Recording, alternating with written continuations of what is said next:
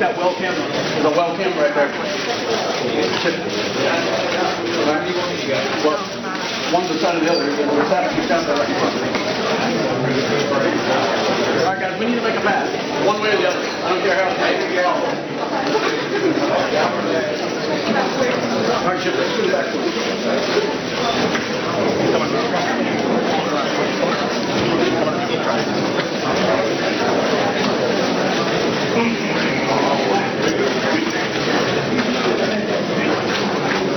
All right, guys, everybody down.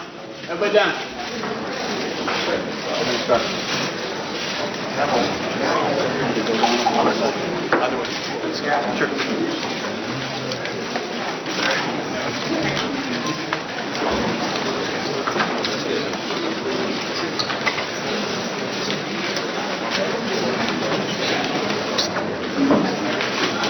You got to either go down or stay over here. One of the two. Get them down there. Sure. You get down there.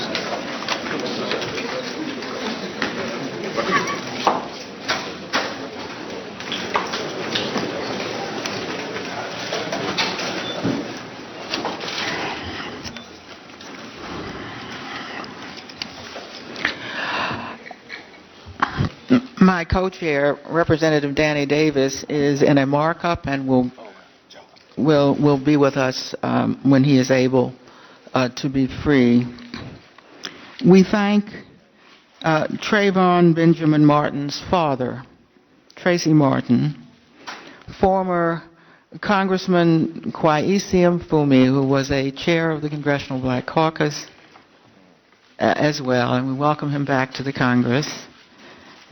Dr. Michael Eric Dyson, and Executive Director David J. Johns of the White House Initiative on Educational Excellence for African Americans, for the public service they are offering today in this inaugural event of the Congressional Caucus on Black Men and Boys. In establishing the Congressional Caucus on Black Men and Boys earlier this year, Representative Danny Davis and I sought to raise to the national level, beginning with the Congress, serious issues that we and other members of Congress are grappling with in our districts, along with state and local officials, and especially parents and relatives, and our African American community itself. The issues are spread across the spectrum of the life of black males in America today, clothed in stereotypes from their years as boys, as youth, and finally as men. We seek a society that does not define black men and boys, but allows African American males the opportunity to define themselves as individuals. Today's event, entitled The Status of Black Males, Ensuring Our Boys Mature into Strong Men, cannot drill down to the entire multitude of issues that require attention, remedies, yes, and candid discussion within the African American community and with the larger society. The way to begin, we believe, is with an event in the nature of an overview offered by three distinguished and knowledgeable African American men to introduce the subject, each discussing a stage in the life of a black male in our country today, Their discussion will be followed by questions from members of Congress. We are particularly fortunate that Mr. Tracy Martin, the father of Trayvon Martin and founder of the Trayvon Martin Foundation, agreed to come to today's event to give opening remarks. The loss of 17-year-old Trayvon has focused attention on black males as nothing else has in decades. Overlaying the disappointment of African Americans in the verdict in the Zimmerman trial are many issues that Trayvon's death brings into sharp focus. With the loss of Trayvon, attention is understandably focused on a civil rights or hate crime cause of action by the U.S. Justice Department. Whatever the Justice Department decides, we hope that today's event focuses us as well on a lasting legacy for Trayvon Martin. Today, Trayvon helps the caucus bring black men and boys to center stage. We begin our mission to take on the challenges facing our men and boys, and we ask our fellow Americans and African Americans to do the same. I'm pleased to ask Congresswoman Frederica Wilson, a vice chair of the caucus, to offer remarks. I'm Congresswoman Wilson. I represent Miami-Dade County, the same county that Trayvon Martin represented. I'm happy to have here today his father and also the attorney, Mr. Benjamin Crump from Tallahassee with the foundation. I want you to know that there is nothing more important that could be happening today in this nation than what is happening in this room. In 1992, I had been the principal of an elementary school for 12 years. I resigned from that position to run for a school board seat. My parents thought I was crazy. I had 3 minor children to send to college. I was a widow. And they said, "Why are you doing this? Are you crazy?"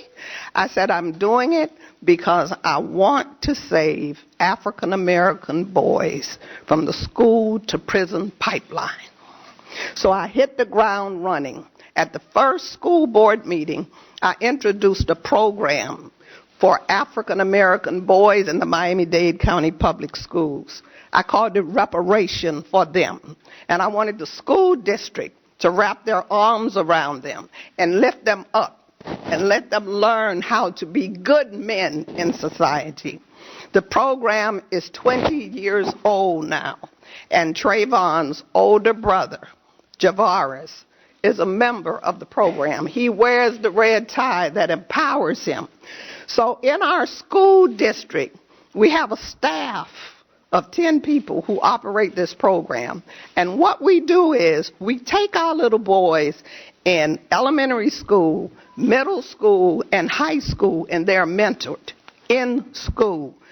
They don't have to go to the church. They don't have to go to the Boys and Girls Club. They are mentored while they are in school. We take them on field trips. They travel out of the country. They go to Tallahassee. They're coming to D.C. this summer. And we have to train them because there's no one really to teach them how to be good men. So we have 8,000 boys in the school system, K through 12. We have 5,000 men, judges, police officers, firefighters, all kinds of men who have sworn to raise these boys up to higher heights. So my goal when I was elected to Congress was to make sure that if we can do that in Miami-Dade County Public Schools, every school system in this nation should have a program specifically identified for African American boys. If we don't do that, we're just spinning our wheels. And I am so glad that Tracy and Sabrina are starting a foundation to help make some of these visions reality across this nation to help these black boys. These children are angry. They have a hole in their hearts for all kinds of sociological issues that impact black boys that I am so familiar with. So I'm hoping today, when we leave this room, we leave with a commitment that these boys are not to be feared. They are to be loved, that they are to be lifted up and made to feel proud so that they can stay in school, obey the law, listen to their parents, listen to their teachers, graduate, and then we send them to college. We've sent $10 million in scholarships to children in the last 20 years of black boys. There are some in this room. They're all in this Capitol. So I say to you, thank you for coming. This is so important. And Trayvon's murder has brought this to the forefront. Trayvon will go down in history as the martyr who brought to the forefront the causes, the struggles, the suffering of African American boys. Thank you. Thank you very much. Now we're going to ask Mr. Tracy Martin if he would say a few words to us. You started a foundation in the name of his son, Trayvon, the Trayvon Martin Foundation. Mr. Martin. Good evening. First of all, I'd like to thank the members of Congress for having me here today. It's certainly an honor and a pleasure, not only to me, but to my family as well, to the Martin family, to the Fulton family. This definitely means a lot. First of all, I would just like to take this time to let everyone know some of the things that they really didn't know about Trayvon. First of all, when we talk about one of the greatest gifts that a man can receive from a woman, I think that greatest gift would be a son. And just to have your son's life taken away from you when you've molded him and becoming an upstanding citizen of this country is heart-wrenching. That's something that you can never get over. I always say that Trayvon was my hero. He saved my life, and not to be there in his time of need, it's real troublesome not to be able to save my son's life. And to have his name slandered and demonized, I think as a father, I think it's real important that my message to the world is that we won't let this verdict sum up who Trayvon was. I vowed to do everything in my power not to give up the fight for him. Not only the fight for Trayvon, but the fight for so many other young black and brown boys of this country. I think the point that President Obama made that 35 years ago that this could have been him was so important to the American people because obviously the most influential man on the planet is weighing in from an African American's perspective, and just to have the President of the United States comment on our situation, it really touched home. And it's moments and comments such as the President made that it sparks the conversation in every household over the dinner table. And that conversation is, what can we do as parents? What can we do as men? What can we do as fathers? What can we do as mentors to stop this from happening to your child. And I think that's where the conversation begins. A lot of our energy that we've channeled, we've taken the negative energy that has been throughout this whole process. We've taken that negative energy and we're trying to turn it into a positive.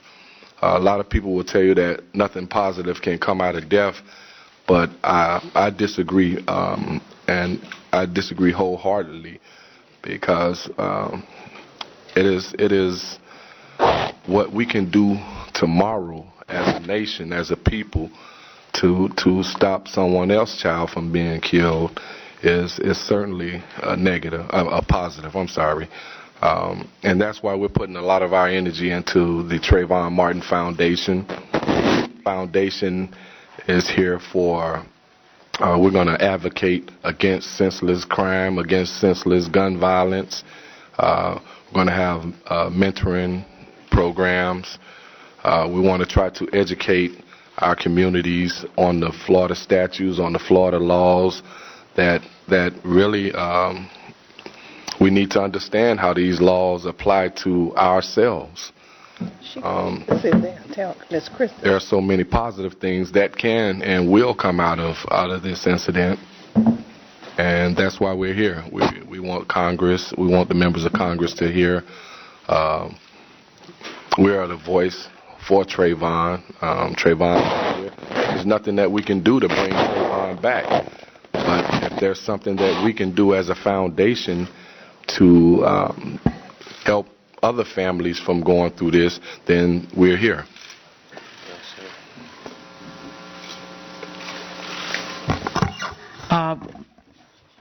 Thank you very much, Mr. Martin. You are very kind to come. With Mr. Martin is the man who so ably represents him, Mr. Benjamin Crum. We're pleased that you could be with us as well.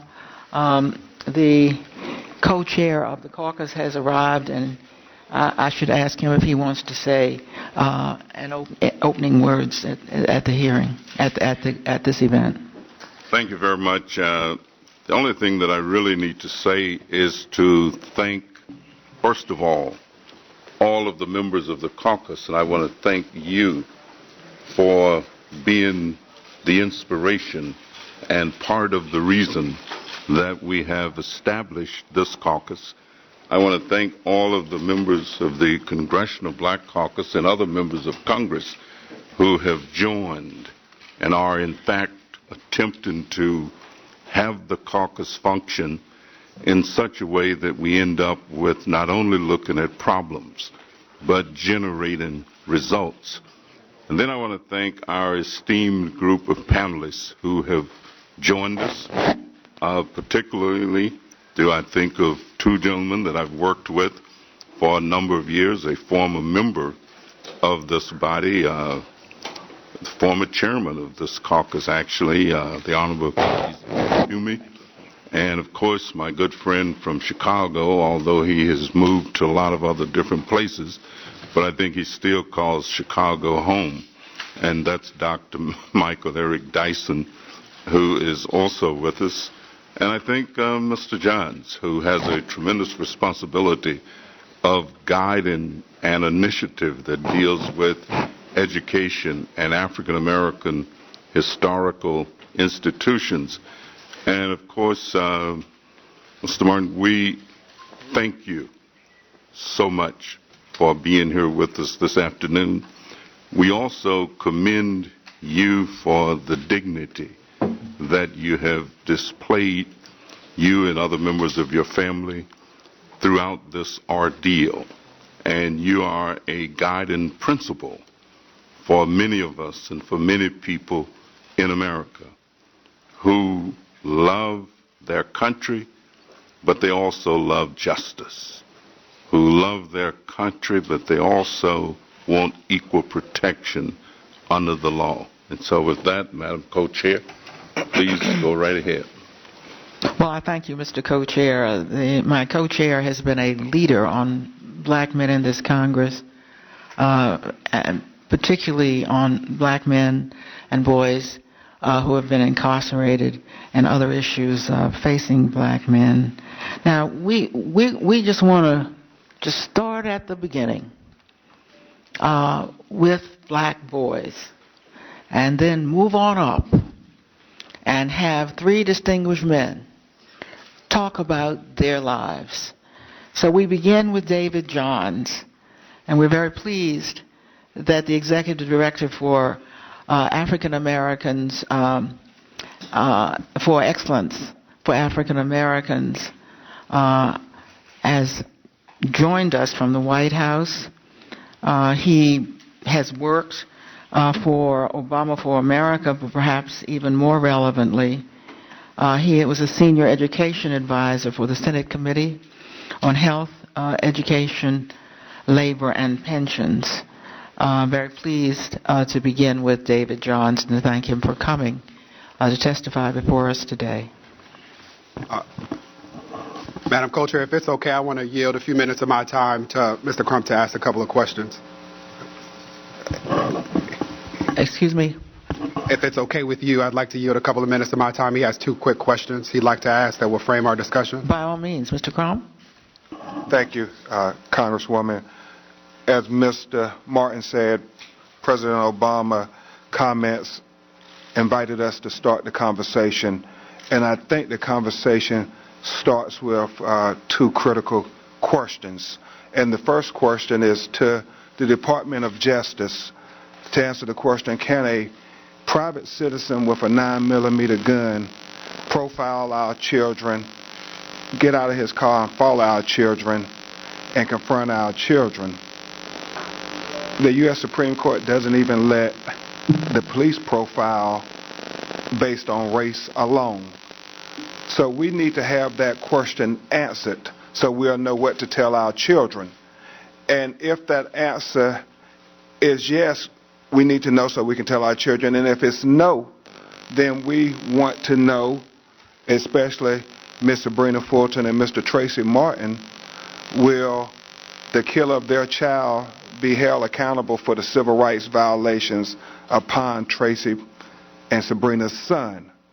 And then secondly and finally, the foundation is working to ask the question of the Trayvon Martin Act, and that is a very common sense legislation.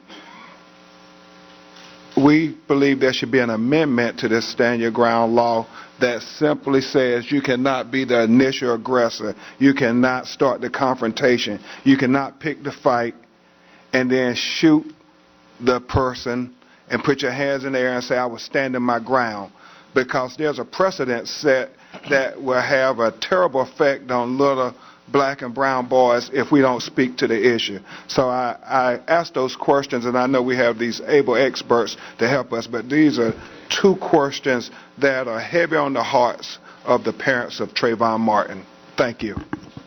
Well, thank you very much. Some of us believe that stand your ground laws are such a clear and present danger to African American boys and men that the only remedy should be to roll back these laws, beginning with the state of Florida. I understand the difficulties in Florida, but you ask profound questions, some of them with legal underpinning.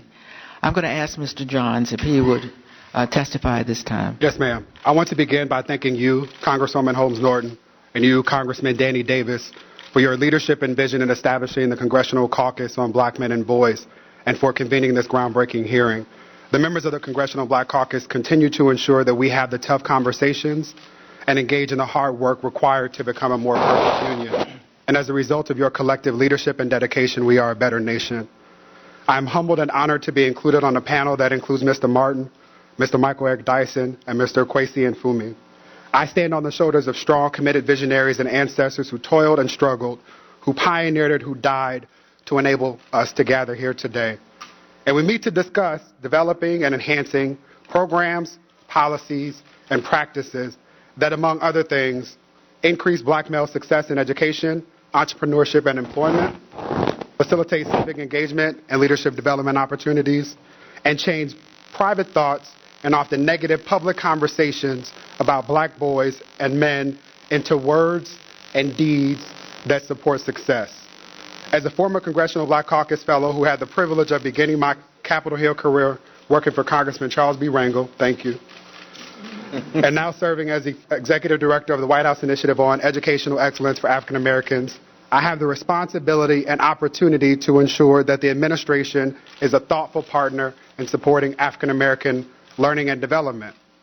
The work of the initiative has never been more important as we consider opportunities like this one to ensure that we no longer avoid tough conversations about investing in our children and protecting them, particularly our most vulnerable, often the most neglected. And while my remarks here today will focus on early education, the initiative's mandate to close the achievement gap for all African American children requires full attention to the education continuum, beginning in the earliest years through adulthood. Neither zip code nor skin tone should predetermine the quality of a child's opportunities. However, studies show what conventional wisdom suggests, that children from low-income families, and black boys in particular, are least likely to have access to high-quality early education. They are least likely to enter elementary school prepared for success.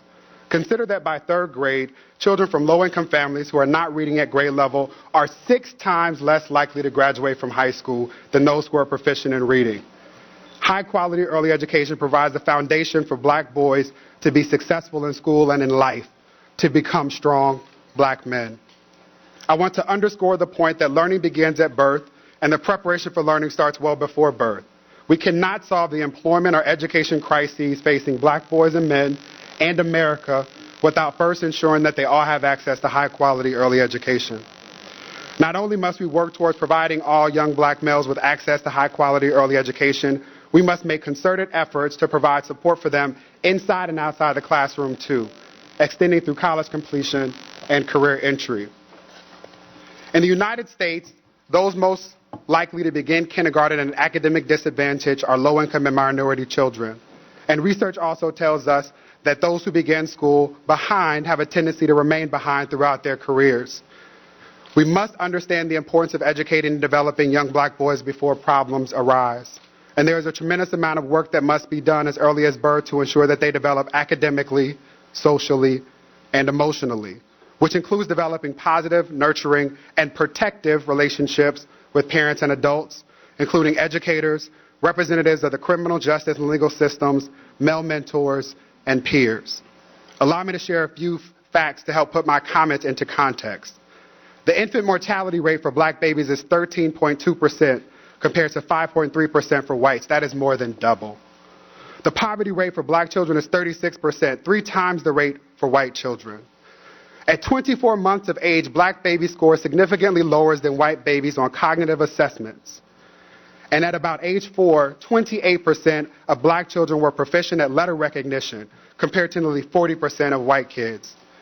55% of black children were proficient at number and shape recognition, compared to more than 70% of white children. From the time of conception to the first day of kindergarten, development proceeds at a pace exceeding that of any other subsequent period of life. And as Harvard professor Jack Shonkoff reminds us, nurturing and responsive interactions build healthy brain architecture that provides a solid foundation for later learning, behavior, and health. Simply stated, access to high-quality early education for African American boys especially can be the difference between a pathway that leads to the White House and one that leads to the jailhouse. High-quality early education can be used to overcome cognitive and non-cognitive challenges facing black boys, including the absence of a father, exposure to violence, and disproportionate representation in detention and special education programs. African American children who participate in early Head Start have higher receptive vocabularies, display less aggressive behavior, report lower levels of bullying, and score higher on math and reading assessments in elementary school than African American children that do not participate in these programs. Gains persist through adulthood as children who attend high-quality preschool programs are more likely to graduate from high school prepared to take full advantage of the global 21st century marketplace after successfully completing college. Parents, families, and communities also benefit from high-quality early education.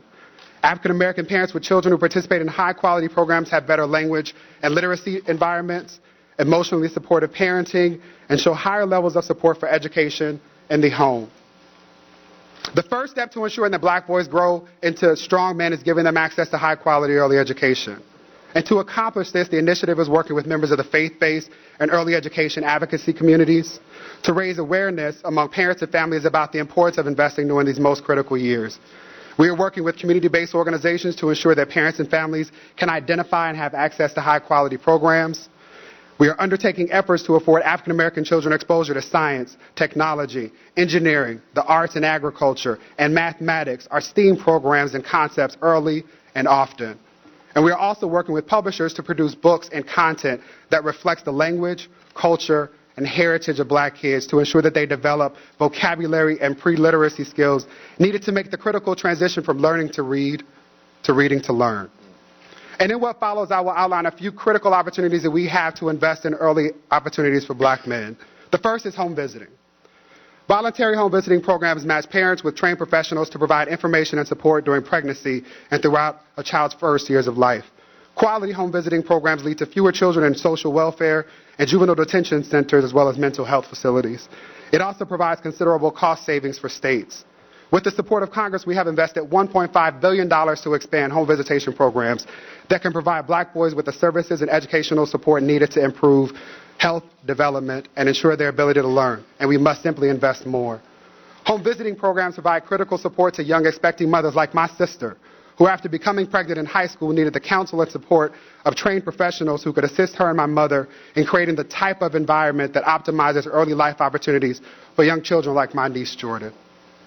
By supporting African American mothers, fathers, and communities and understanding how important it is that we invest in young children beginning at birth, and by equipping black families with the information and resources needed to access high-quality early education, we can make sure that the earliest steps black boys take prepare them for a life of success. 2 is child care. In the United States, more than 11 million children under the age of 5 are in some type of child care arrangement each week. On average, children of working mothers spend 35 hours a week in child care, many with multiple providers to allow parents opportunities to work during both non-traditional and traditional work hours.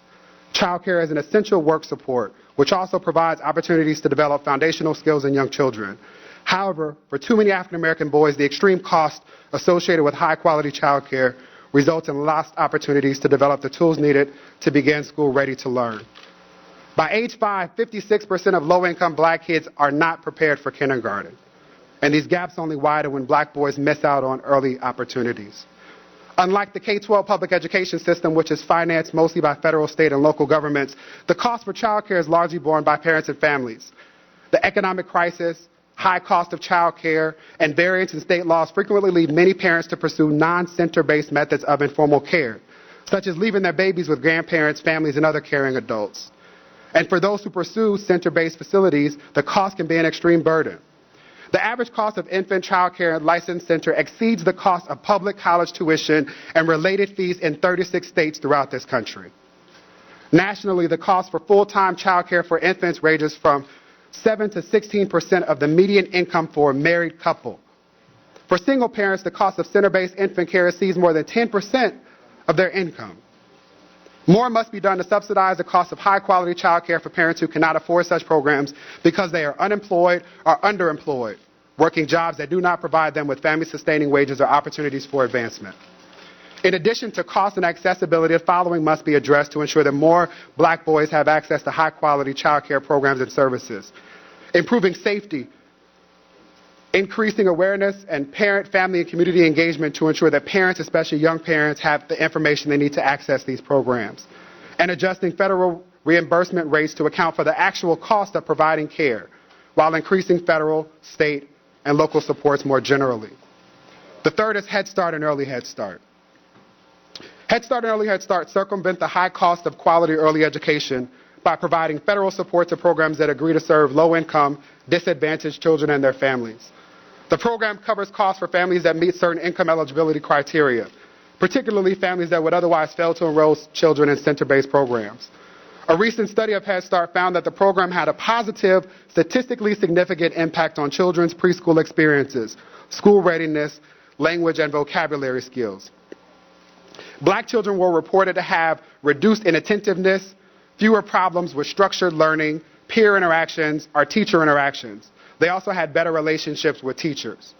And while the long-term effects of Head Start deserve additional research, the program's ability to close gaps and prepare low-income minority children for kindergarten is difficult to deny. For decades now, Head Start has improved life opportunities for black boys. And while we celebrate the success of Head Start, it is imperative that we give more black kids access. In 2012, Head Start served less than 40% of eligible children, roughly 300,000 black kids. Early Head Start currently serves fewer than 4% of all eligible infants and toddlers. Mr. Johns, are you nearing the end of your testimony? Yes, ma'am. Much more needs to be done to increase investments in this area. And while I have summarized some of the challenges facing black boys during the earliest years of life, I want to ensure that our conversations are focused on solutions, on underscoring the opportunities we have to make investments that result in success for black men and boys. In the coming months, the initiative will continue to facilitate critical conversations in the following areas. 1, raising awareness of and increasing opportunities to access programs that enhance education, employment, and entrepreneurship for black men and boys.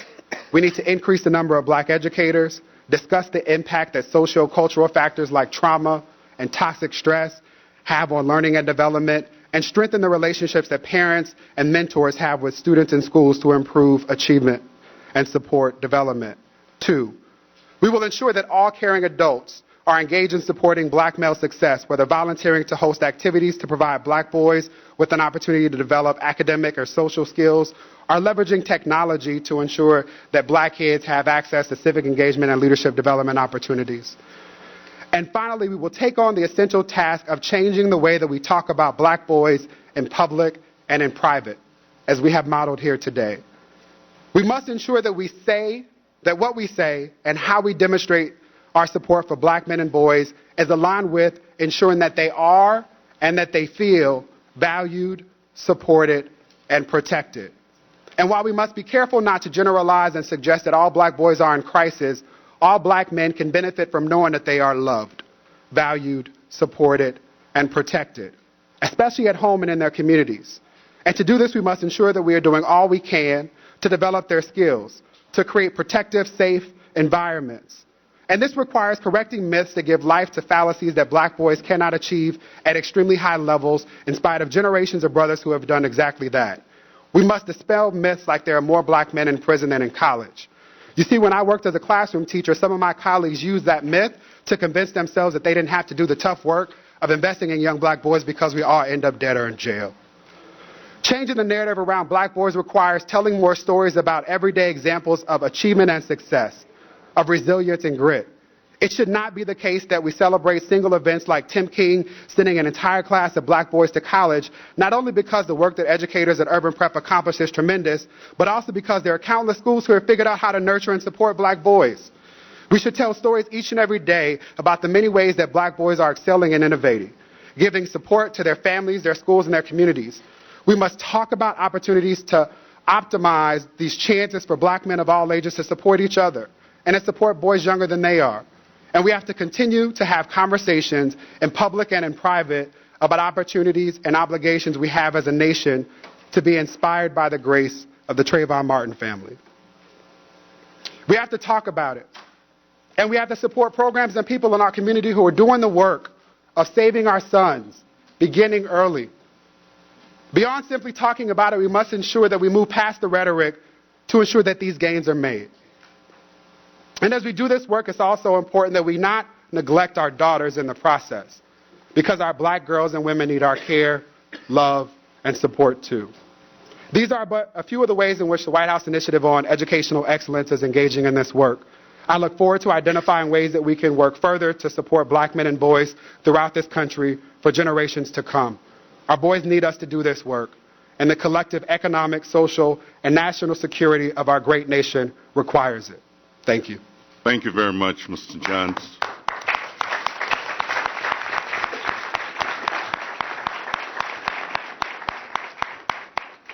Our next presenter, Dr. Michael Eric Dyson, who is an American Book Award recipient and 2 times the NAACP Image Award winner, is one of the nation's most influential and renowned public intellectuals. He has been named one of the 150 most powerful African Americans by Ebony magazine.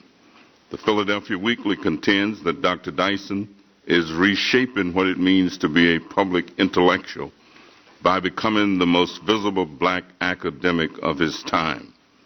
Dyson has also authored and edited 18 books pertaining to African American leaders, racial profiling, and racial relations in America.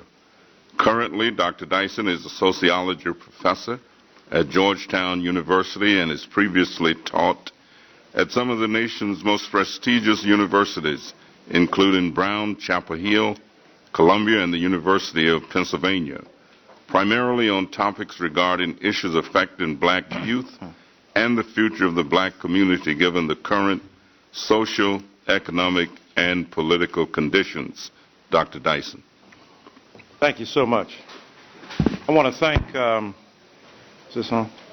I want to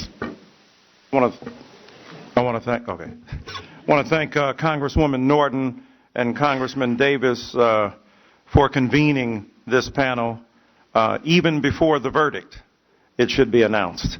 And with that kind of prescience and that kind of insight about why we are confronting the issues that we are confronting here today. And to all of the distinguished colleagues here in Congress, and of course to Mr. Johns for that great comment, and Attorney Crump and Mr. Martin for their courage and their valor, and Mr. Nfume for his sharp insight. I want to talk about young men, teens, and youth. I myself was a teen father, lived on welfare for 3 years, didn't go to college until I was 21. So I understand some of the existential drama that attaches to black boys, males, and men who have been particularly subject to the arbitrary stigma and pathology that attaches to young men in American society, but leave aside the incredible valor and the vitality of their struggles to claim decent spaces in American society. What do teens who are black and male face in our culture? Well, let's be honest. There's a cultural backdrop. All black people live under suspicion. Trayvon Martin is but the most ready and apt metaphor for the suspicion to which we are subject. Black humanity has been suspected from the beginning of our sojourn in American society. I don't need to give a history lesson about that. The great Thomas Jefferson, the architect of Monticello and the Declaration of Independence, also wrote notes on Virginia, where he questioned the cerebral abilities and the intellectual acuity and the reason of black people, even as at night, retiring from his study, engaged in relations with a young woman whose loins trapped his logic. So that the reality of our humanity being under suspicion is critical as the backdrop to understand the unfolding and evolving perception of black people in America. Our humanity has been questioned and our intelligence has been questioned. As a result of that, black teens inherit a culture where the suspicion and skepticism about their humanity and their intelligence are part and parcel of what we deal with on the daily.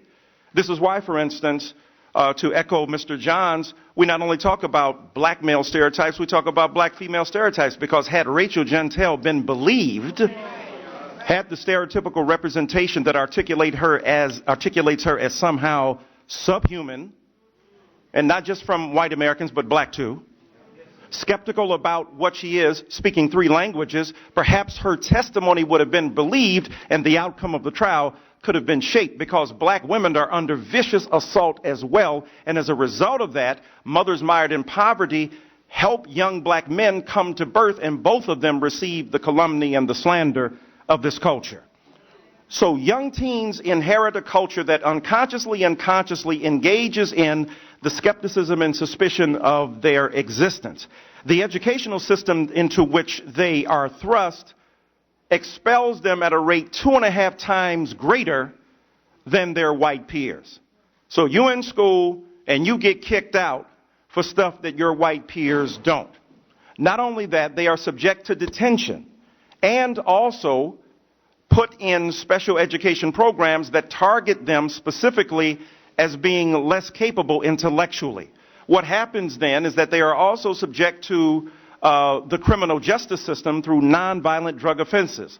Even though the self-reporting of young white people suggests they do drugs about the same rate, if not a little bit more, than do black and other kids, it stands to reason. If you got more disposable cash, you got more time and capacity and ability to engage in nefarious activities on the extra-legal sense. So the point is that white kids are doing drugs in the same way black kids are, but white kids are not being put in jail because they are not suspected. But because they are not viewed as likely to engage in that kind of behavior, they are not profiled. And so young black men, teens in general, are profiled, not just by the police department when they go into stores. Retail profiling. You ain't got to be a teen to be subject to that. I got a black card and yet I'm profiled. Though I painted it last night, it was green. But the point is that we are subject to that kind of racial and retail profile. The disproportionate number of black males who are put in the criminal justice system suggests to us that there is a targeting of African American men, particularly teens, beginning in the 14, 15, 16-year age range, that makes them subject to adult penalties in the criminal justice system. Many of these kids are tried as adults. And the book, so to speak, of the law is thrown against them, even for first-time offenses. And then even more broadly, stereotypes of black male and youth identity. We could have an empirical crush to verify the assault of the state upon vulnerable black people, but I want to weave a narrative and tell a story to make you feel the compelling character of the assault on young black teens. The reality is these stereotypes are out there. Even noted Washington Post columnists say that, let's be honest, the hoodie is the uniform of the criminal.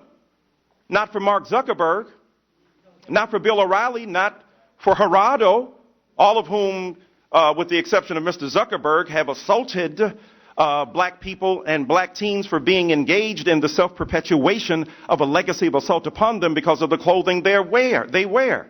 So that this sartorial profiling, this clothing profiling, suggests that black people can't even dress with the same kind of freedom that our white peers do. And in this case, young black teens can't because they will be automatically assumed to be a thug.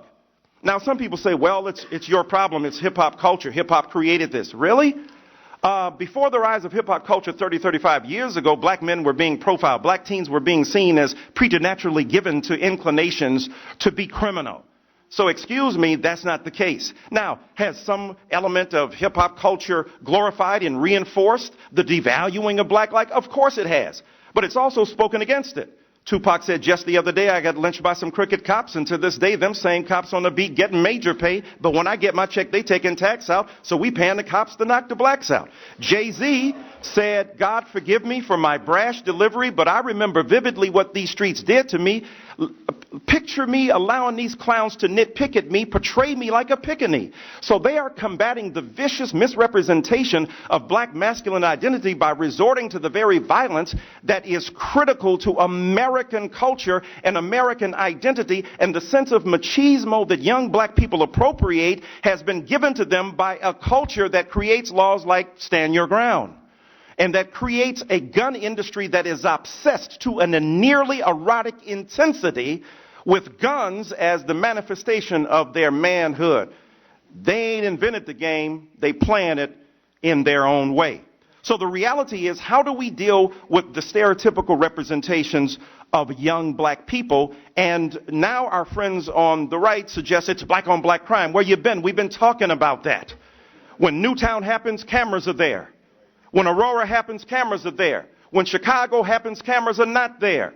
But now we pathologize those young black people. And by the way, black people have been marching from time immemorial against the vicious legacy of white supremacy that occupies black minds, that leads us to kill each other, to hate each other, to despise the very presence that we represent. So we know about black on black crime as a reflection of a broader pathology, and both of them must be arrested.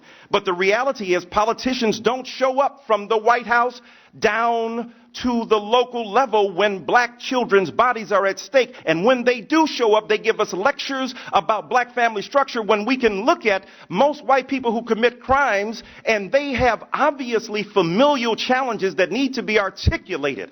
And black on black crime, true, 94% of black people who are murdered by black people, but 86% of white people are murdered by white people. White on white crime is a reality in America today, but not assumed as such. So black teens are facing a state that stigmatizes them, a culture that demonizes them, a pop culture that both expresses their intent to be greater than they are, but reinforces some of their vulnerability. And so I would suggest then that what we do are a few things. First of all, the educational system has to be taken seriously as a locus classicus for the battles we need to wage. And how do we do that? We got to stop demonizing and stigmatizing our children. We've got to create alternative structures to admit multiple forms of learning. People learn in multiple ways.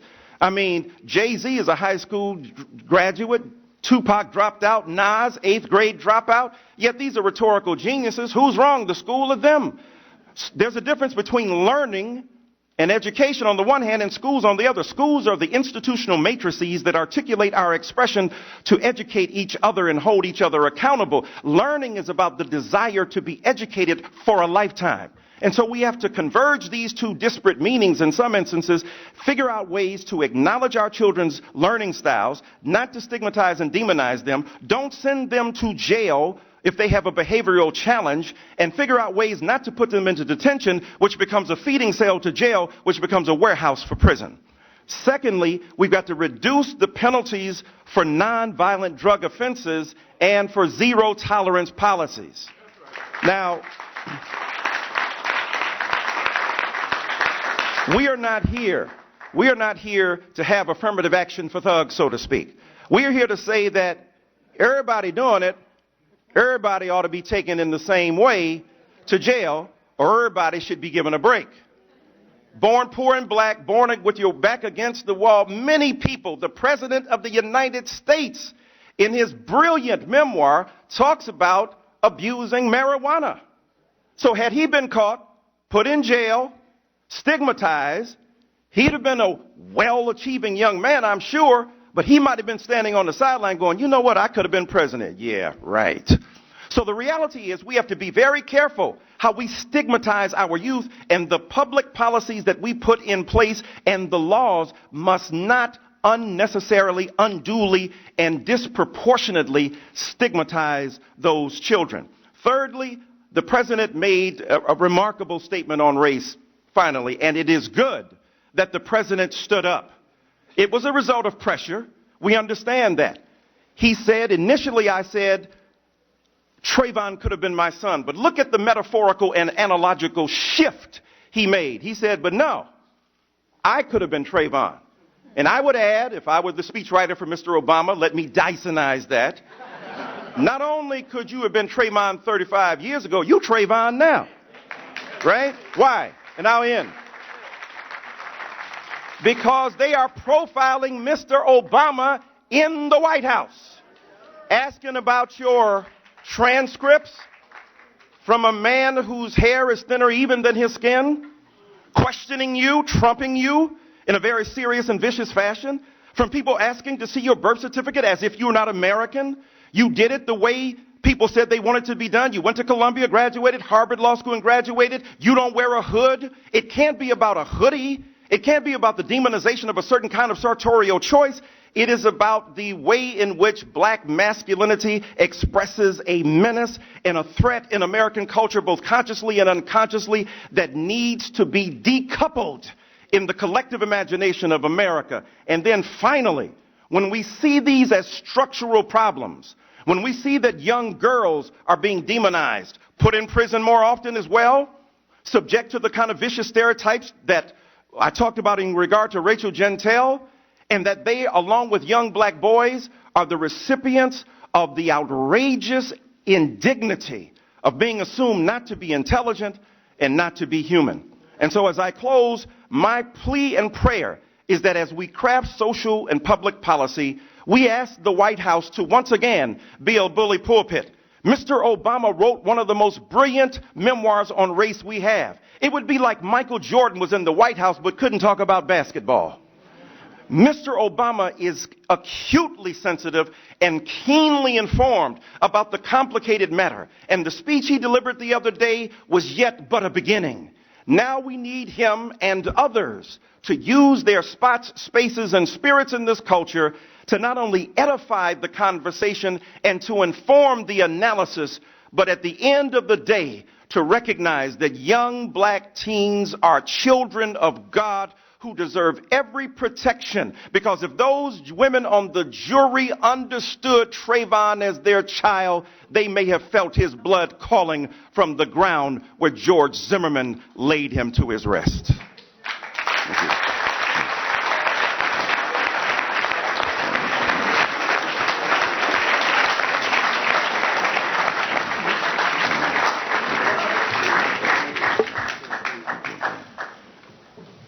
Thank you, Dr. Dyson.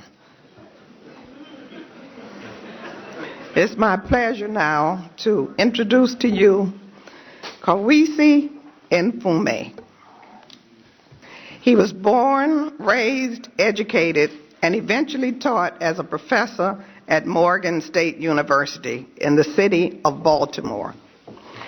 It was in Baltimore that he made the decision to follow his dreams of impacting society and help shape public policy. At the age of 38, he was elected to the United States Congress and served terms during the presidencies of Reagan, Bush Sr., and Clinton.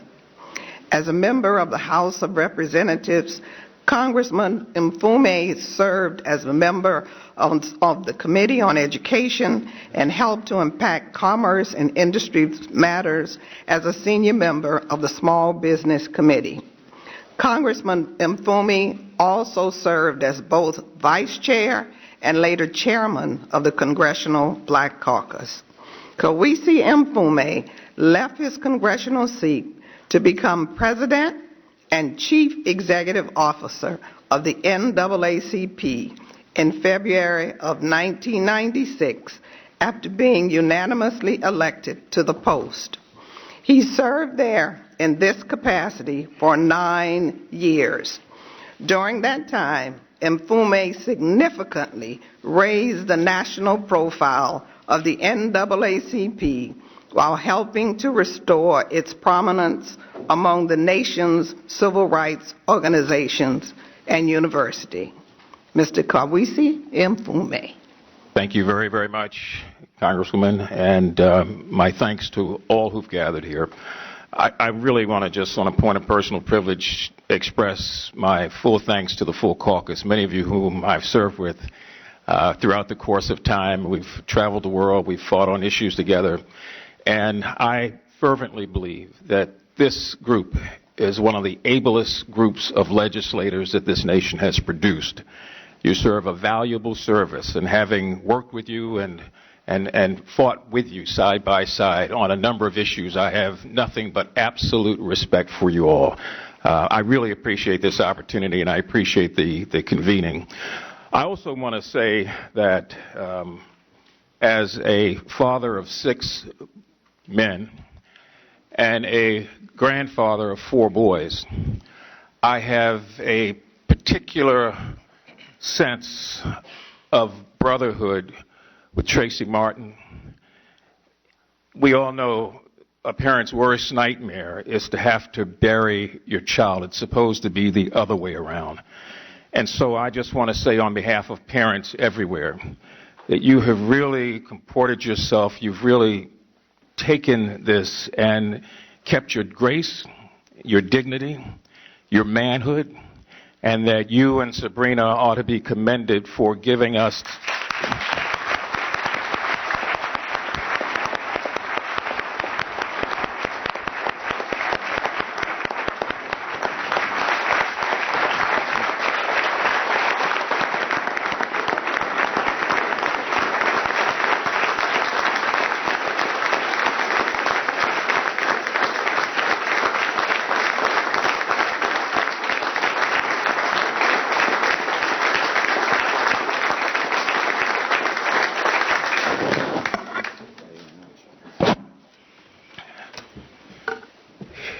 It's the parent connection. It's my blood flows in you, and you are here because of me. It's I want to see you grow up one day and do what I can't do. I want you to believe that the world has changed. It's the sense that parents every day get up with. And it's through the simple eloquence of your example that parents everywhere, regardless of race, understand differently as you do about what it's like to have something tragic happen to you like this. And while it hasn't happened to us, we all stand with you. Madam Chair, I'd like to do a couple of things. I want to thank both of my panelists for their presentations. Michael and I have known each other for a long, long time and worked together on a lot of stuff. And I can't think of a better person from the White House to come down and to share this than you, and I really, really do mean that. Let me just, if I might, I know it's the evening is starting to roll on. I want to talk to you a bit about the manhood side. You know, childhood, boyhood, adolescence, manhood. And I would really be doing a disservice if I didn't just simply say a couple of things that color, for me at least, manhood. I grew up, like maybe some of you, in a different kind of America. It was a very segregated America with legal laws. And I sat on the back of the bus. That's the way it was. If my family needed a sandwich and we were on the road and we stopped, we'd go to the back of the restaurant, they would open the screen door and they would hand us something in a brown bag. It was considered normal in America. When I needed shoes, my mother had to put my foot on a brown bag and draw a line around it and cut it out and take that to the store because they wouldn't let black kids into the store to try anything on. I went to segregated schools, drove by white schools on the way to those segregated schools that were dilapidated and run down. A lot has changed since then. The one thing that hasn't changed is the color of my skin. And as people had their own preconceived notions about me back in the 50s about who I was and what I would become, that unfortunately is why we are all here today. When Emmett Till got viciously murdered, I was in the first grade. It was a week after that, the first time that I was ever called the word nigger from the back of a pickup truck with people who threw something at me and laughed as they went by. What pains me is that I fear one day that even my grandsons will be called the same thing, not because they've done anything at all, but because unfortunately some people harbor these sort of feelings. In those days, like I hope these days, and that's why I wanted to say what I said about Mr. Martin, we were taught basic values. You work hard, play by the rules, love your country, cherish your faith, respect your elderly, comport yourself in a way that says that you, in fact, have some dignity about who you are and that you really care about what's going on. My mother, like her mother, lived and died in poverty. My father, like his father, lived and died in poverty. My sisters and I were taught that while we were living in poverty, the poverty should never live within us, that there was a way to tap into something different. And we see that in young people every day. Despite what they are going through, they find a way to tap in. They just want to be able to live on so that can be magnified, so they can improve their lives, so they can do what they have to do. My mother couldn't get health care, had a number of diseases, died in my arms when I was 16 years of age. Didn't find out who my real father was until that same night. I dropped out of school 2 weeks later, took odd and end jobs to try to find a way for my sisters who were younger than me and I to survive. Worked menial jobs, got angry like a lot of black men do when I would look at the TV screen and see Ozzie and Harriet and all these great things about family and turn it off and look at the 6x9 room that I lived in for 6 years following my mother's death. That kind of anger is still with us because we've not provided the explanations to young people about why their circumstance is so very different from what they see on Dancing with the Stars and on all these other shows where there's this great energy and the great belief that everything is well and yet we know that everything is not well. Became a teenage parent, joined a gang, and remain angry at a society that I could not understand. I only wanted to tell you this because all of us have a story. All of us have a testimony, whether you're my age or much younger. Unfortunately, if you are black in America, male or female, we've got a testimony and we have a story. And so as we get through childhood and boyhood, and we get through the adolescence and all the things that Michael was talking about, how we get castigated by our society that doesn't know us yet. One day, if we're lucky, we realize, as men at least, that we've made it to manhood. And then when we get there, we realize that there are some things that automatically happen. Realization, reaffirmation, and then reclamation. The realization will hit all of us as it did real fast, because you realize that you made it through. And you can count on your hands and your toes and on a blackboard how many people like you did not. They are nameless and faceless, but they grew up with you. They were a part of your generation, and for whatever reason, they're either in the criminal justice system facing life, they're in a hospital ward unable to take care of themselves, or they are dead. And when you realize that I made it, you also realize that I don't have the luxury of failing. We know that unemployment for African American men is at 19%. If it were that for any other group in this country, people would be trying to close down the nation's capital to find out answers. You know better than I, and many of you have said this publicly in your districts and elsewhere. Why is it that unemployment among African American teens is at 40%? Unheard of, unacceptable, no redemption there at all. And people talk about, oh, well, we just don't understand, and why can't they realize that this is an opportunity society? No, you can't realize that when you can't even find a way to help yourself. Our public schools are overcrowded and ill-equipped. In some of those schools, drugs are more available than textbooks. And young people are being promoted because of their age or their size, as if that's going to get them to the point where they need to be to arrive on graduation day all dressed up with no place to go.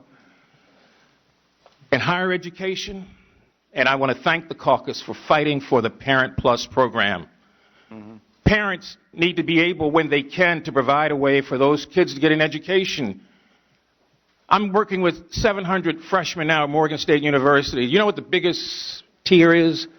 It's the other 700 that couldn't make it because their families couldn't afford it, because of the things that happen with Parent Plus and because of the high rate of finance that's attached to loans in college. We've got mandatory minimums that take away judicial discretion, no matter what the issue was. And people are getting crazy sentences because judges are locked in as a result of legislation to mandatory minimums, absent discretion, where you just got to send somebody away for an extremely long period of time, and you've got to do this and you've got to do that. We all know about the disparities in crack cocaine, the disparities in marijuana busts, the disparities in how you get sentenced if you did something to a black person versus how you did something to someone else in our society. That's all been documented. And so this realization sits in, and it's like, you know, I guess I am lucky, and I guess I am blessed, but what do I do? And what the first thing I think that happens is that we have reaffirmed to ourselves as men when we get to that stage, until the day I die, I'm going to make my body a bridge so that somebody can run across it.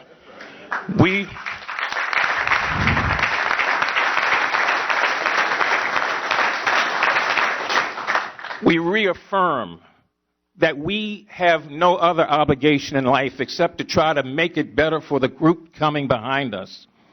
And we reaffirm that we've got to do that working with women, working with organizations, working in our community, and standing up as men. And then something called reclamation sits in, which is what Congresswoman Holmes Norton and I were talking about earlier. Well, you've decided unitarily that you're going to reclaim your spirit, your dignity, your honor, your grace, your personhood, and that no matter what's going on in this nation, nothing will take that away from you. So when you see men turning out all across the nation, leading these marches, being a part of community activities to bring about a sense of justice, they are reclaiming for themselves, in the little bit of time that all of us may have left, a sense of dignity that cannot and ought not be stripped away. For a race of people who have suffered, endured, and survived 3 centuries of slavery, oppression, deprivation, degradation, denial, and disprivilege, we see things through a different lens. And we say to the nation and to others, walk a mile in my shoes before you judge me. And if you see the same things that I see, work with me to change the nation so that we prevent the tragedies. And until we do that, we're not going to go very far. We can't ignore what's going on. The men I know will not ignore it. And many of the women who stand by them and support them will not ignore it. So the question is, do we revisit this in 20 years? Is this a 22-year Rodney King reaffirmation? What's going on? Was it Emmett Till in 55 and something else in 79 and Rodney King in 93 and Trayvon Martin now? We can't keep revisiting this. We cannot do it, and we ought not. Thank you very much, Chairman. Thank you. Thank you. Now I know why we miss Kwesi and Pumi so much in the Congress. Thank you very much. Thank you very much. We're going to ask the chairs and the vice chairs to ask questions first. We're going to ask you to make your question maybe a minute and a half so that answers can come. I have a list here, the order of members' arrival. Let me begin with a question for Mr. Martin or others. To be candid, I have been in search of a tangible legacy for Trayvon Martin. This hearing, this event is an example, but it will pass. And I'd like to see how you see the channeling of all that energy out there. Of course, everyone's focused on the Justice Department. That may or may not be in our hands. Some are saying major organizations should decide whether they're going to go to Florida, which has stand-your-ground laws, and are asking that people not take their conventions and their money to Florida. Mr. Crump said the police essentially can't profile, can a civilian profile? Well, the reason that, if you can catch them, the reason that the police can't profile is because that's state action. A civilian is not state action. And the answer, Mr. Crump, is that a civilian can profile if you are in a stand-your-ground state. So another tangible legacy that occurs to me is, why are we going to let these stand-your-ground laws stand? They are a clear and present danger to every black man in America. Those are two things that occur to me. Now I'm going to ask the panel, beginning with Mr. Martin himself, if he's given any thought to a tangible legacy of any kind. Leave aside these suggestions of any kind, so that energy won't dissipate within the next month and we go on to something else. I think that the energy that we're going to channel into this discussion is very simple. As American citizens, we can't stand by and let a not guilty verdict dictate what our youth legacy becomes. I think 50 years from now, when I'm dead and gone, I would like to see that Trayvon Martin name is attached to some type of statute or amendment that says you can't simply profile our children, shoot them in the heart, kill them, and say that you were defending yourself. And 50 years from now, it'll be it won't be just Trayvon Martin. This will be kids and communities all across this country. And so, as I said, the question is, what can we do as parents? What can we do as African American men to assure our kids that you don't have to be afraid to walk outside your house, go to the store, get a bag of Skittles, a can of iced tea, and not make it home? The next time your parents see you, you're dressed in white in a funeral. That's something that no parent should have to ever go through. And I think it's with everything that I have left in me, we're going to try to make sure that his name won't be dragged through the mud, that his legacy will be Trayvon helped bridge the gap of America. So I think that's something that we're working hard at. And even with all of the obstacles that are thrown at us, we think that with the help of Congress, of the CBC, I think that we can make tremendous strides in this. Thank you very much.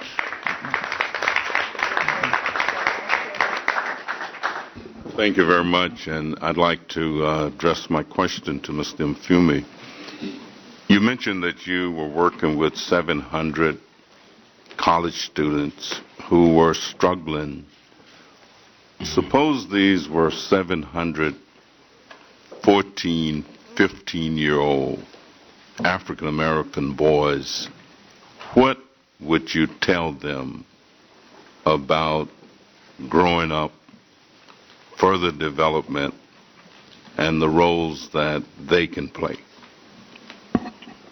It's a very good question, Congressman. I know, but the first thing that I would tell them, no matter where they're from and what they came through, that it's really not how you start in life, it's how you finish. And that we all have a birth date and a dash and the death date, but the dash determines how we lived, what we did, what we believed, and what contributions we make. So when I incidentally work with young African American men, and I want to commend all the organizations around the country that are doing this day in and day out without a lot of fanfare, is to try to give them a sense of pride, a sense of purpose, a sense of commitment. They've got to know their history to begin with, because if you don't know where you've been from, you will have no idea where you're going or how to get there. They've got to learn basic values if they don't have them. Many already do, and I mentioned before, work hard, play by the rules, respect your elderly. And we've got to just fire up an innate belief that's in all children, that they can be whatever they want to be, they can do whatever they want to do, they can do great things, and they themselves are great people. Oftentimes that gets suppressed in this society, and then you get issues of esteem and things like that. Our job is to take the lid off of that and to allow their spirits to soar and to work with them day in and day out, because, and this is I don't mean this as a slant to any woman anywhere, because I was raised by a woman. But some of you know that the quickest route to a young black man is through an older black man. And when you get in front of him, look him dead in the eye and speak from your heart, there's a kind of connection there that doesn't allow for a lot of wavering.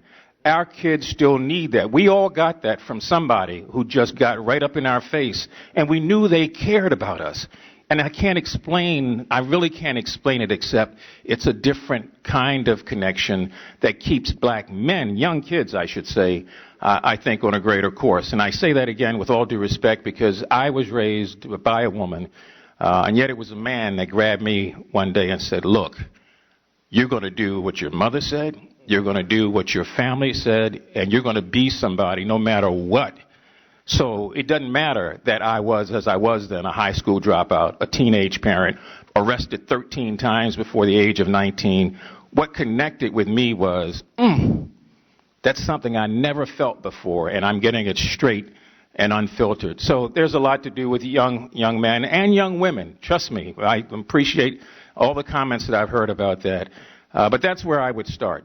And I think you've got to start with the root and the basics, and you've got to start with love. Mm-hmm.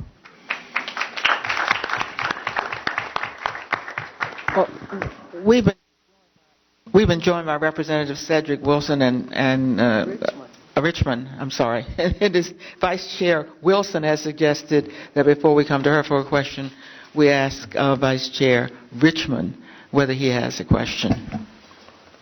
I do, and then I would just quickly say to the last comment from Mr. Mfume, who was my commencement speaker at Morehouse, by the way. I went to one of the best public schools in the country. And then when people ask me who was my mentor, my favorite teacher, it was a guy named Greg Bryan, who happened to be the head custodian. But he was a strong black man who found me every day to make sure that I was doing right and that I set high expectations, or he had high expectations for me so that I can reach it. And I guess my question, this tragedy is unspeakable. You can't start a fight and then claim self-defense when you lose.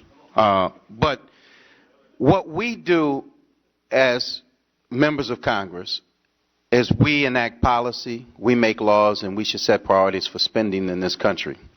And the White House should do the same. So my question to you all would be, as members of Congress, and looking at the plight of our black men and boys, from mandatory minimum sentences to expulsion rates to all of those things, what is it you would like to see in terms of Congress or the White House in dealing with this issue? And it's hard for other people to understand. And maybe my anger is a little bit more than other people, because I think I did a bunch of things right in life to get to where I am. But when I'm home, and sometimes when I'm on the elevator in this building without a member pin, I'm still just a young black dude that probably is not supposed to be here. So how do we invest resources? How do we pump that into our communities and raise those expectations for our young black males and give them that sense of self-worth? And deal with the anger at the same time, that when someone does that to me, I can't act out. I have to do like Jackie Robinson did on 42 and suck it up and take it in this day and age, even though I'm a member of Congress and the person that's treating me like that most of the time is not. You have to take it. So that's my question. What do we do as members of Congress to help with all those things? I will just speak to the Stand Your Ground law, Congressman Richmond. I think last time we were at this panel, it was suggested that you control the purse strings. I think it was Congressman Conyers' committee to document the statistical data of how this Stand Your Ground law is being applied. And when it is blacks as the victims, the defendants or killers, are they exonerated? And when it is blacks who are claiming stand your ground, are we exonerated? I think President Obama asked that question rhetorically. If Trayvon was of age and would have had a gun and defended himself against a strange man who was following him, would he have been able to claim stand your ground? So I think that is a question that you all have the power to really get that statistical analysis before the world and say, if it's not being applied fairly, then we're going to look at how we give out the financial allocations to the states that have these stand your ground. That may be one start, because everybody has concluded that it is so arbitrary how this law is being applied. As you know, the sister in Jacksonville who got convicted for 20 years. Sir, I have 3 responses about things that I'd love to work with the members of the Congressional Black Caucus on behalf of the White House initiative. The first is to invest in early education. It should come as no surprise. What we know is that for every single dollar we invest in high-quality early learning, we can expect a return of anywhere from $7 to $13. It simply does not make sense that we waste money every year on attempting to remediate our students when we can start early and invest and ensure that they make solid steps that will ensure that they're on solid ground for the course of their lifetime. The second area is recruiting and better preparing educators. This can also be applied to individuals who represent the criminal justice system. We need to ensure that every adult who is in front of children, regardless of their phenotype or their genotype, sees them as young people and understands how to put in the work required to meet them where they are, with high expectations and with love, and to support them in exceeding their dreams. We can also make a concerted investment in recruiting more African American teachers and African American male teachers in particular. Men in particular comprise fewer than 2% of all educators across this country. And so when we talk about stigma, that has everything to do with how it is that non-African American teachers view African American boys. And a footnote here is that this isn't just a black-white problem, right? It's often been said that all my skin folk ate my kinfolk. So we need to have a national conversation about race and how it is that we see our kids in these systems. And then the third thing we can do is focus on fatherhood. As the youngest man on this panel, sir, your comportment and grace has been meaningful to me in ways that I still don't fully realize. And it's important for us to acknowledge the relationship that this man has with his sons, both of them, and to talk about and to create opportunities for other men to be present in the lives of young men, men who have familiar relationships and men who are just there because they care. We need to talk about how it is that we better provide opportunities for men to be formally engaged in school. Sometimes when brothers come out of the correctional facility, there are barriers that inhibit them from being involved in their children's lives. We need to have those conversations, and we need to do the work to make sure that those barriers don't exist. Those are but three things that come to mind, and there's a whole lot more. I look forward to doing the work. Mm-hmm. And I chime in on those excellent points. And Attorney Crump, that the employment situation is pretty devastating for young black men and for young black adults. 1 out of 2 black men in New York is unemployed. There's not that many lazy people in America, right? So that the stigma is you just don't want to work. There just ain't no jobs. And when we look at the disproportionate employment among African American people in general, and when we begin to disaggregate the data and the categories and begin to see in those subcategories that black men and boys have not been introduced into a world of work, what do you lose from that? You lose how to get up on time, how to set your alarm clock, how to go get that paycheck, how to show up and be rewarded, because there's nothing more thrilling, well, very few things, than having done a job well done for your employer to understand that, and for you most especially, to know that you did an honest day's work and you got paid and you were counted as worthy. And so behind all of these statistics about escalating black unemployment, we got to deal with that. And we have to be unafraid to target that, right? Because we know that look, you don't go to the hospital to get medicine.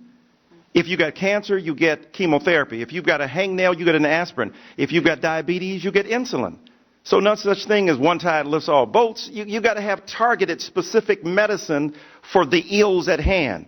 And we have to be unafraid in this culture to say that American citizens who happen to be black need the bully pulpit of Congress in terms of the laws that you can create, enhancing that. When I was a kid, CETA and Neighborhood Youth Corps, let me tell you, man, that was just big stuff. Because I'm from Detroit, Michigan, and we had tremendous and escalating rates of crime and social hostility introduced into the fabric of our existence that rent it apart, and yet the ability to work was extremely important. And then secondly, these neighborhood block grants, I mean, to be able to buffer and sustain local communities. And the president was a community organizer. This is the kind of stuff he knows like the back of his hand. And many people in Congress have been, involved from that world before becoming politicians. So I think the enhancing of that is extremely important. And then thirdly, the fatherhood initiatives shouldn't just be a lecture about how you should be a better daddy, but it should be about resources to enable us to be better fathers. I was a teen father. I had to go to court to even see my son when they said black men don't even want to see their children. And I had to force the state to allow me the opportunity to rear my son, who's now 35 years old, Morehouse graduate like you. So to me, that's extremely important for us not just to stigmatize, especially black fathers, because most non-resident fathers are involved in the lives of their children, statistically speaking, but we don't hear about that. And then finally, you asked, what can the White House do? I think the White House can set the tone. I think that when the president spoke the other day, because he's calm, he's rational, he's reasonable, he says it in a charming, majestic, magnificent, mellifluous manner, that communicates the kind of anger and passion that is righteous in this country that should be articulated, but he translates that into a tone that others may be able to hear. But we need more, not less of it. I know he was being humble when he said, look, politicians can't lead that. Lead. I know he said politicians can't be involved in this. Be involved. Because as the President of the United States of America, your skin speaks before your mouth opens. The authority and dignity you possess as the most powerful person in the world gives you a leverage. And just as the President has been unafraid to go to Morehouse and to challenge those black men in public, be unafraid to stand before the rest of America and challenge them too. So that now we have an equivalence between the bully pulpit of the White House and the authority of that magnificent office for Mr. Obama to say, these are the stakes. And not simply in terms of defending black people. I think white brothers and sisters have to come to grips with a couple of three things as well. First of all, I teach at majority white institutions. Ignorance, unintelligence, inarticulateness, and wanting to be cool ain't got no copyright in black communities. Number one. Number two, drugs are being done on every campus. I don't want to name the present campus where I reside. No drugs at all exist there. But every other campus I've been on, they got meth labs. White kids in college, meth labs. Don't go to jail, don't get stigmatized. So that you're being penalized because of the fact that the crime is done on the campus, you don't get subject to if it's on the crack house.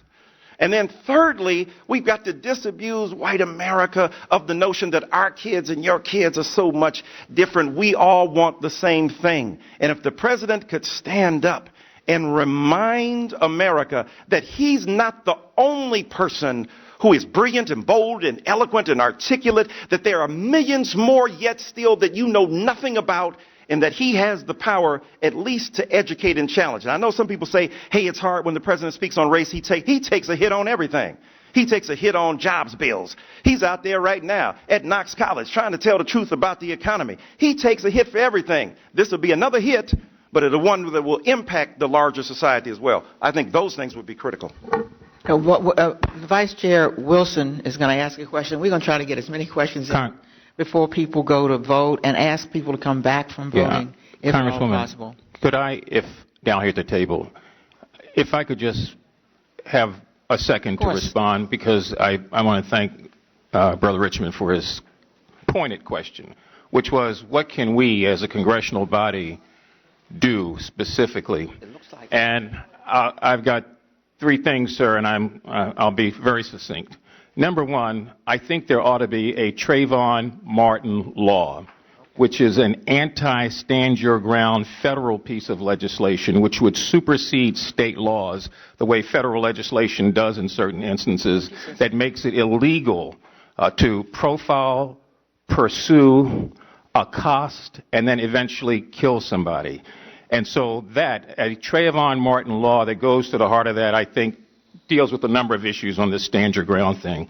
The second thing, if the caucus in its own way, particularly through the Judiciary Committee, could look at mandatory minimums in an even more broader way, and I'm sure Brother Conyers will look at that, that gives us some direction as to where there ought to be federal legislation to change those, because it does away with discretion for judges. And then ultimately black kids, let me just say this, you poor black, you poor white, you poor Latino, mandatory minimums hurt you.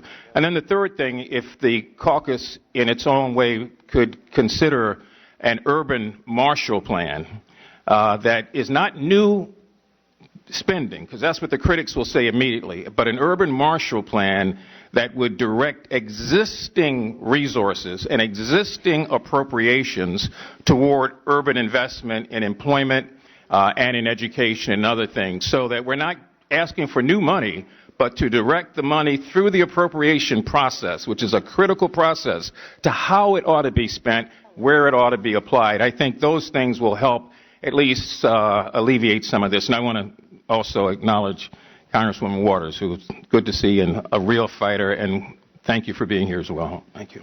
All right.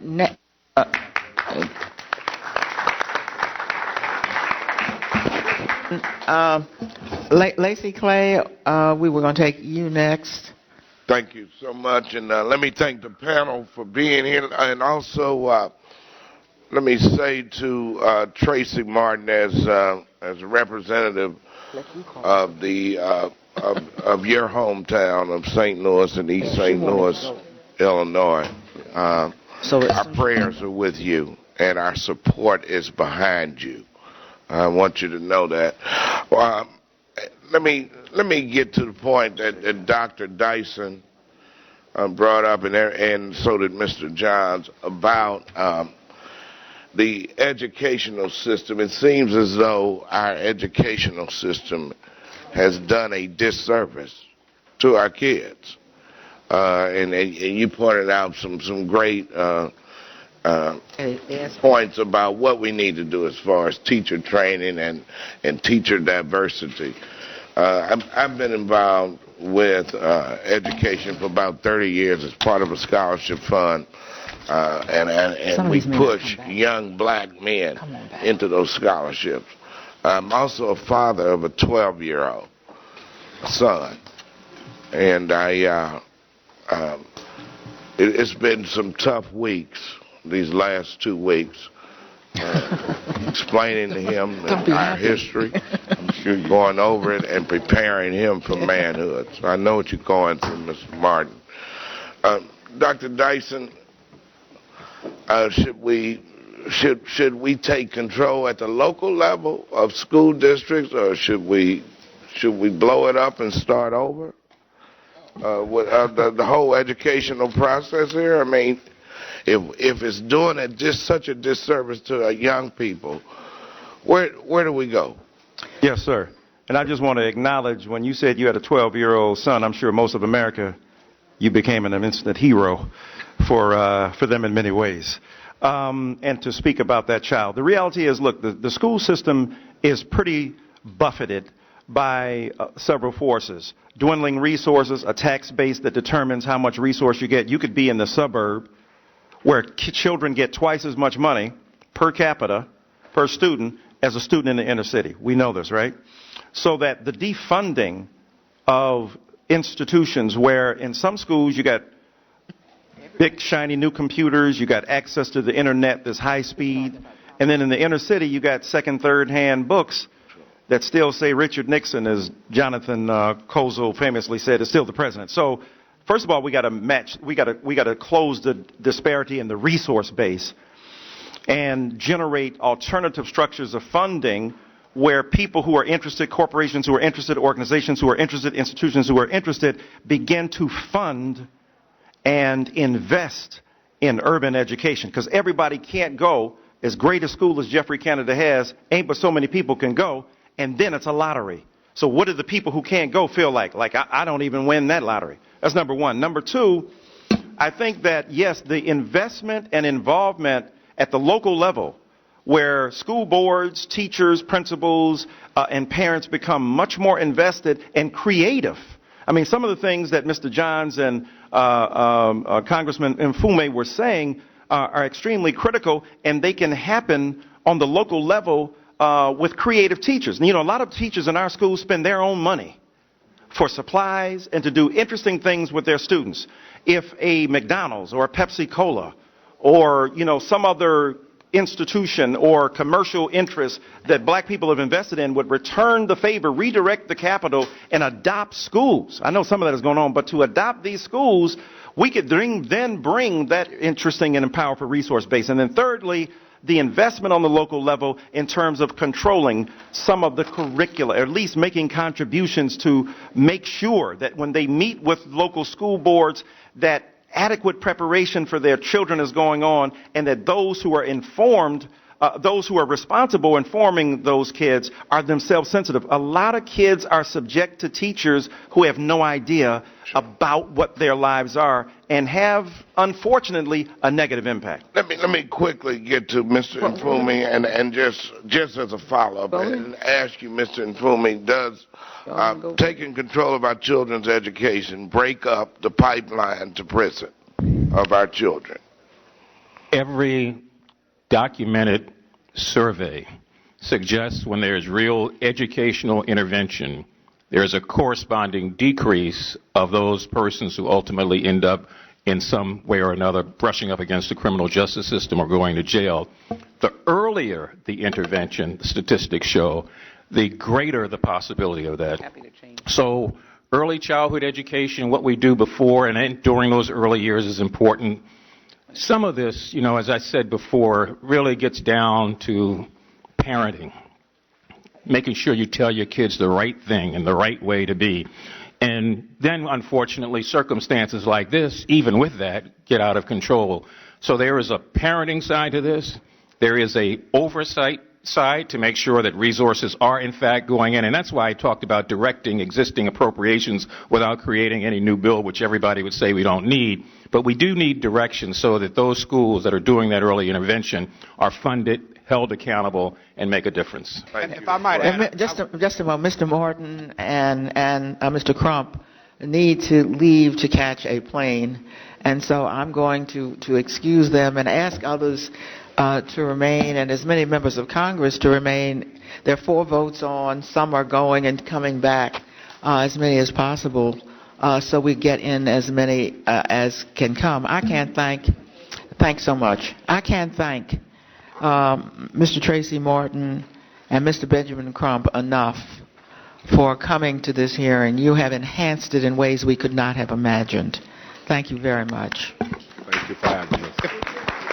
if I could, as they transition, if I could also respond to that question, we'll deal with this as well. So my pastor frequently says... Well, just a moment. Could we... Well, please don't interrupt the hearing. Would you, if you wish to have words, would you leave and go into the hall so that we can continue with this event uninterrupted? I'm not going anywhere. Mr. Johns, just a second. Please don't stop.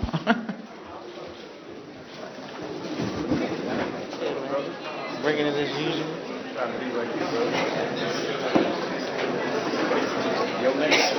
Yeah, no, right?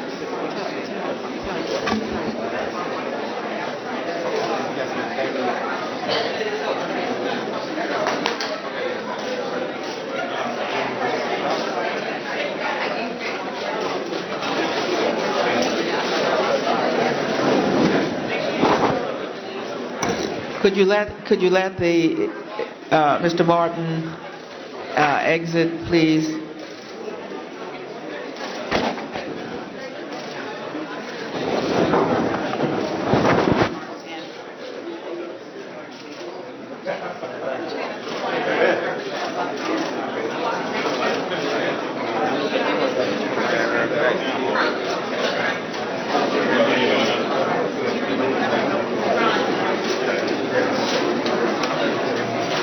Okay.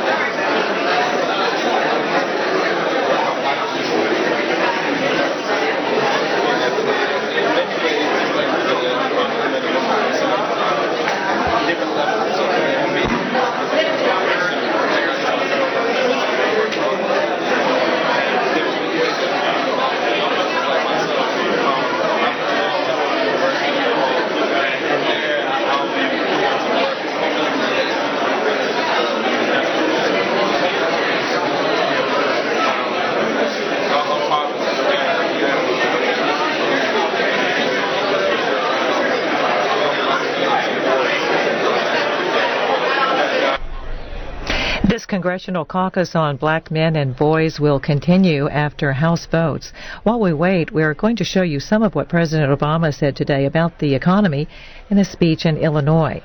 And a reminder that the President's complete speech can be heard later tonight in our overnight programming.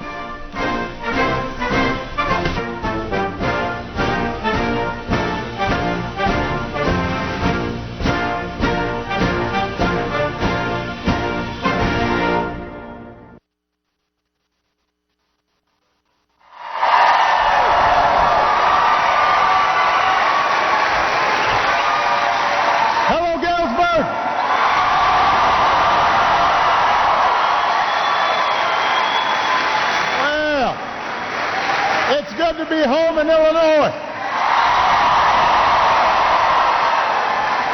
It is good to be back. It's good to be back. Thank you. Thank you so much, everybody. Thank you so much. Thank you. Thank you. Thank you so much. Thank you. Everybody have a seat. Have a seat. Well, it is good to be back. I want to first of all thank Knox College.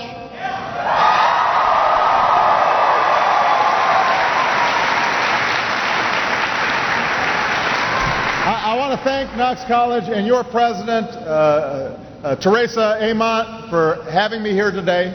Give Teresa a big round of applause.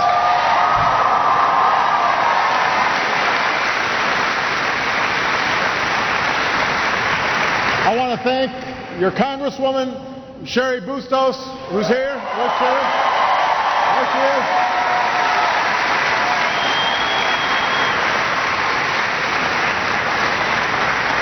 is. We've got Governor Quinn here.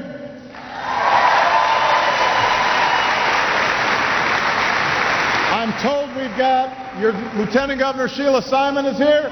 There she is.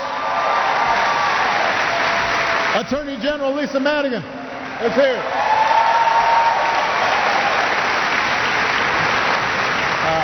I see a bunch of my former colleagues, some folks who I haven't seen in years, and I'm looking forward to saying hi to. One in particular I've got to mention, one of my favorites from the Illinois Senate, John Sullivan's in the house.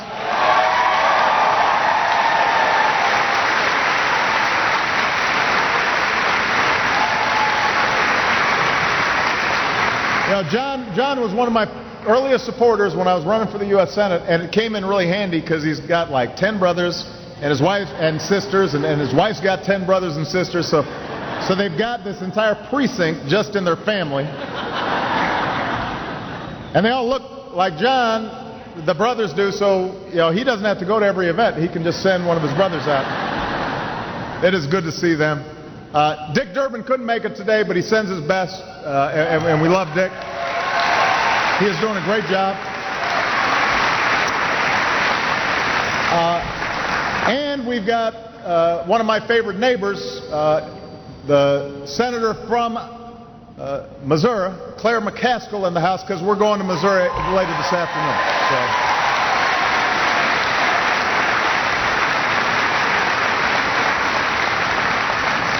And all of you are here, and it's great to see you.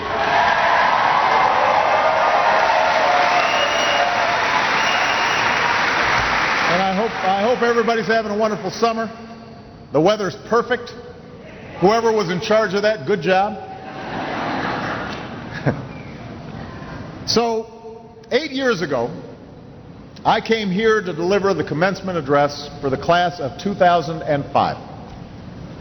Now, things were a little different back then. For example, I had no gray hair. Or a motorcade. Didn't even have a prompter. In fact, there was a problem in terms of printing out the speech because the printer didn't work here and we had to drive it in from somewhere. But it was my first big speech as your newest senator, and on the way here I was telling Sherry and Claire about how important this area was, one of the areas that I spent the most time in outside of Chicago, and how much it represented what's best in America, and folks who are willing to work hard and do right by their families. And I came here to talk about what a changing economy was doing to the middle class, and what we as a country needed to do to give every American a chance to get ahead in the 21st century. See, I had just spent a year traveling the state and listening to your stories of proud Maytag workers losing their jobs when the plant moved down to Mexico. A lot of folks here remember that. Of teachers whose salaries weren't keeping up with the rising cost of groceries. Of young people who had the drive and the energy, but not the money to afford a college education.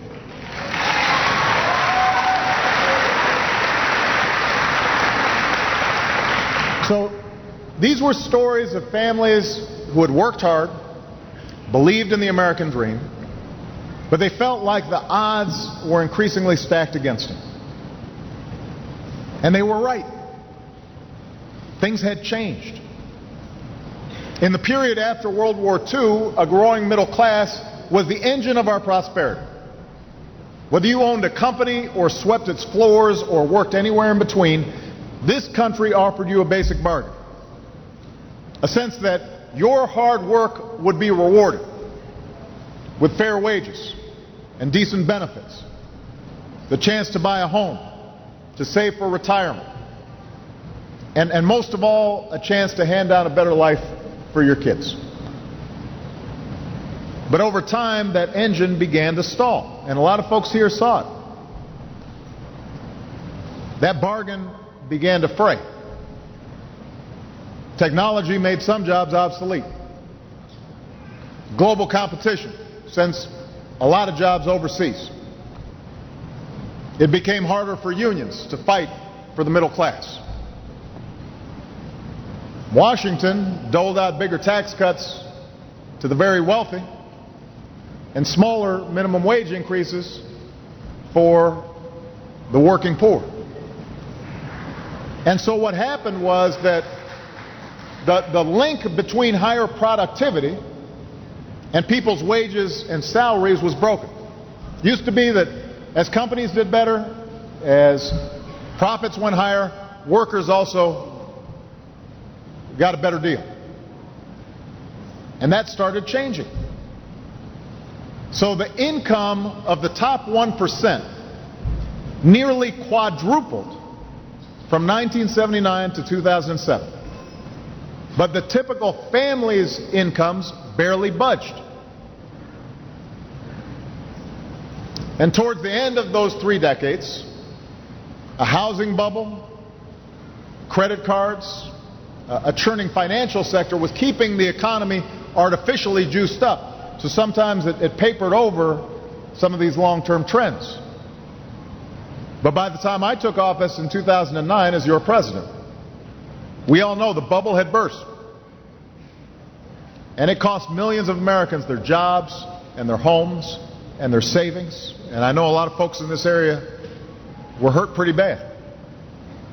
And the decades-long erosion that had been taking place, the erosion of middle-class security, was suddenly laid bare for everybody to see. Now today, 5 years after the start of that Great Recession, America has fought its way back. We fought our way back.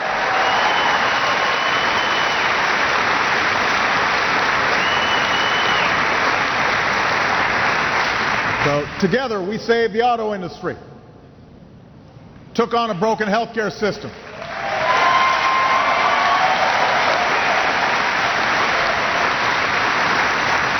we invested in new American technologies to reverse our addiction to foreign oil. We doubled wind and solar power.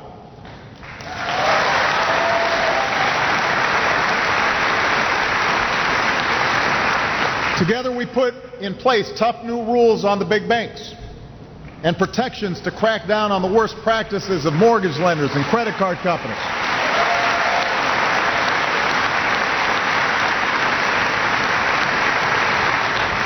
We changed the tax code too skewed in favor of the wealthiest at the expense of working families.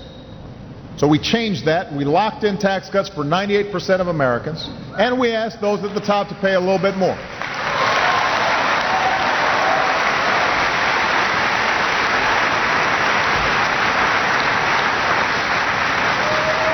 So you add it all up, and over the past 40 months, our businesses have created 7.2 million new jobs. This year, we're off to our strongest private sector job growth since 1999. And because we bet on this country, suddenly foreign companies are too. Right now, more of Honda's cars are made in America than any place else on earth.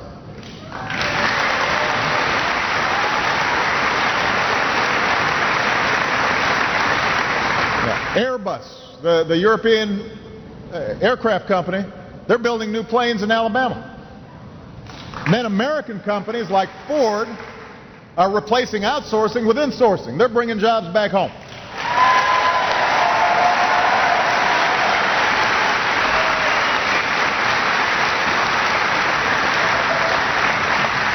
We sell more products made in America to the rest of the world than ever before. We produce more natural gas than any country on earth. We're about to produce more of our own oil than we buy from abroad for the first time in nearly 20 years.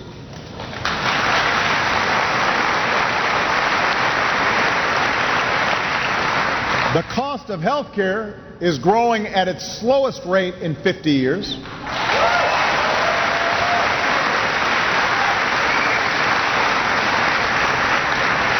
And our deficits are falling at the fastest rate in 60 years.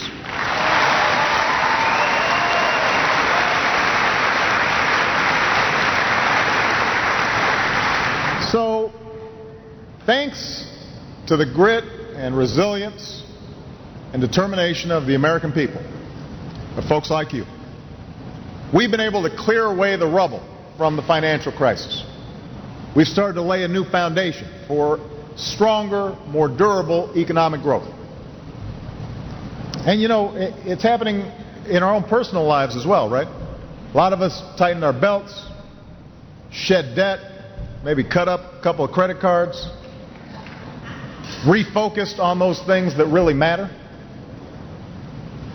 As a country, we've recovered faster and gone further than most other advanced nations in the world.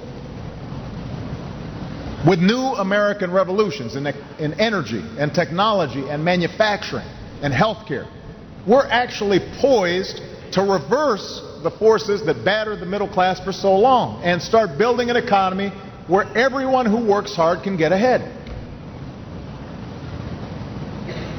But, and here's the big but, I'm here to tell you today that we're not there yet. We all know that. We're not there yet. We've got more work to do. Even though our businesses are creating new jobs and have broken record profits, nearly all the income gains of the past 10 years have continued to flow to the top 1%.